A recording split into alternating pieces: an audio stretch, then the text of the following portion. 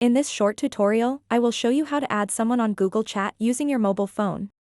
It's a quick and easy process that allows you to connect with coworkers and colleagues wherever you are. To get started, open the Google Chat app, and then tap and select the conversation to which you want to add someone. After that, tap on the conversation name at the top left. And then tap Manage Members. What you want to do next is tap on this button at the bottom right. And then search for the people that you want to add.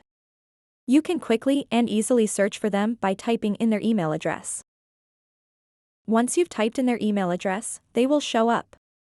Simply tap on them to select them.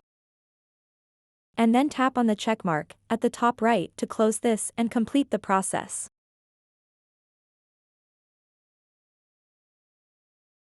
So that wraps up this tutorial. If you have any questions about this whole process, please let me know in the comments section below.